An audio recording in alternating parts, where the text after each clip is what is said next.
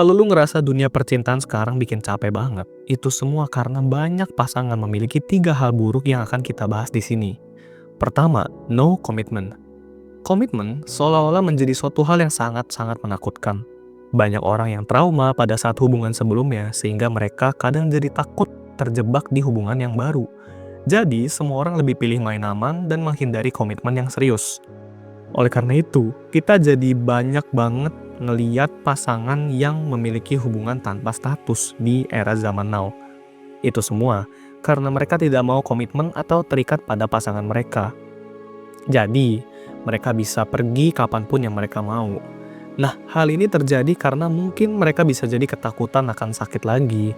Mungkin mereka juga bisa awalnya pengen cuma main-main doang, atau bisa jadi juga hubungan yang mereka miliki itu cuma buat simpenan doang. Nah, no commitment ini bisa membuat hal yang namanya ghosting itu menjadi sesuatu yang biasa. Hari ini atau minggu ini bisa aja hubungan berjalan lancar, terasa romantis, tapi minggu depan atau bahkan besok hari, si cewek atau cowok bisa langsung hilang dan gak ngabarin sama sekali. Menganggap pasangan mereka itu tidak ada, dan seolah-olah semua hal yang mereka lakukan berdua itu tidak pernah terjadi. Nah, sedihnya hal ini dianggap normal zaman sekarang. Padahal yang bisa gue bilang di sini adalah ini sangat menyedihkan. Perasaan, hubungan, dan koneksi pasangan itu bukan toilet umum, bro. Hubungan bukan buat diambil, dicicipin, terus ditinggal gitu aja.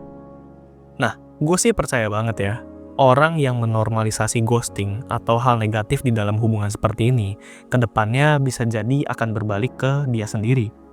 Karena gue percaya, jika lu menabur yang baik, lu juga akan menuai yang baik. Dan jika lu menabur yang buruk, maka lu pasti akan menuai yang buruk juga. Nah, kalau lu itu adalah korban dari ghosting, mereka yang seperti ini, lu gak perlu balas mereka, bro. Lu cukup senyumin, doain mereka, lanjutkan jalani hidup lu dengan penuh rasa syukur. Justru, lu harus senang karena Tuhan sudah menunjukkan sifat asli mereka.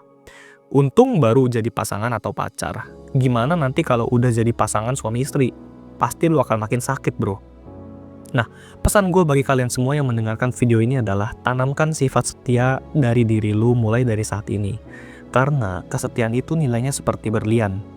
Kalau kalian misalnya ada masalah dengan pasangan, bicarakan dengan baik-baik. Be gentle. Be a gentleman or a gentlewoman.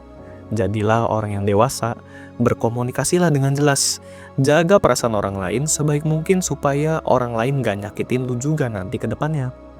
Gak ada salahnya lu menjadi orang yang baik, karena kebaikan itu sendiri jika tidak diterima, maka akan kembali ke diri lu di masa depan. Percaya deh sama gua, hubungan yang baik itu bukan hubungan yang sempurna, tidak pernah berantem atau gimana, tapi hubungan yang baik itu adalah hubungan yang kedua pasangannya mau menyelesaikan dan menghadapi masalah bersama, sebesar dan sesulit apapun masalah itu. Setia itu seru kok, komitmen itu asik jika semua itu dilakukan bersama orang yang benar dan orang yang tepat. Kedua, standar yang tidak realistis. Nah, ini salah satu penyebab banyak hubungan itu berakhir kandas juga.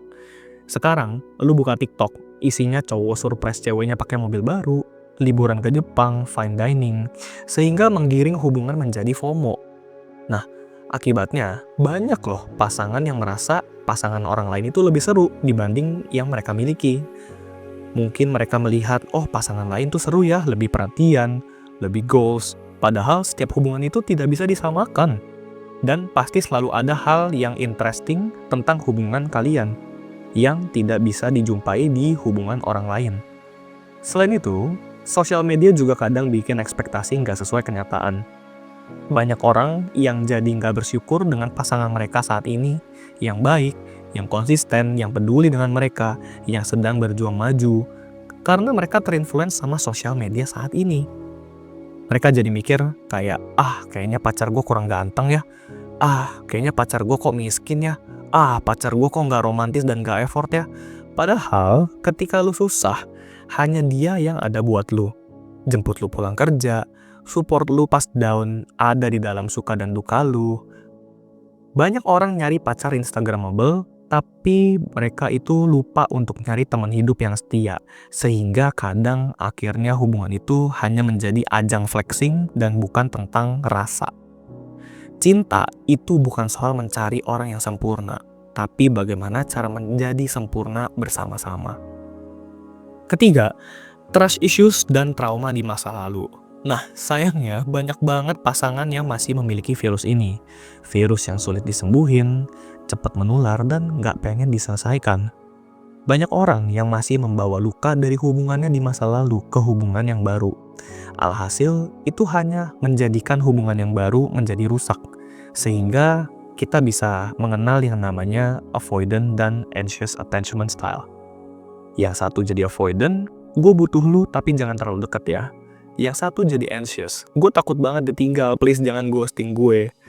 Mereka for some reason malah ketemu satu sama lain dan gak mau sama-sama menyelesaikan luka mereka. Hasilnya apa? Hasilnya ya akan menjadi suatu toxic loop. Yang satu minta kepastian, yang satunya lagi kabur.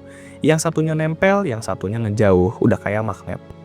Dan semua ini terjadi karena luka lama mereka yang gak pernah disembuhin. Gue yakin, orang yang avoidant itu juga sebenarnya mungkin punya luka lama.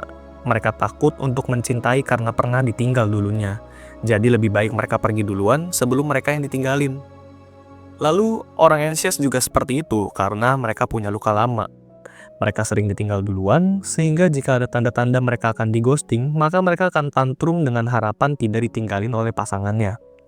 Jadi please, kalau lu mau memulai hubungan dengan orang lain, jangan coba-coba. Sembuhin diri lu terlebih dahulu sebelum lu berhubungan sama orang lain. Jangan jadi jahat sama orang lain, yang nyakiti orang lain, lalu langsung pergi dan cari pelampiasan baru. Karena suatu hari, lu pasti akan merasakan akibatnya, bro. Percintaan di zaman sekarang itu sebenarnya aneh ya. Kita semua pengen dicintai, tapi semua takut untuk mencintai secara real. Kita semua pengennya hubungan yang sehat, tapi kadang nggak mau kerja keras buat nyembuhin trauma kita sendiri, dan nggak mau effort untuk pasangan kita sendiri. Jadi gimana? Mulai dari diri lu dulu bro sebenarnya. Jangan cari orang yang sempurna, cari yang real, yang nyata. Yang nggak perlu show off, tapi konsisten. Kalau lu ngerasa udah bisa lebih baik, baru deh lu bisa lanjut jalin hubungan.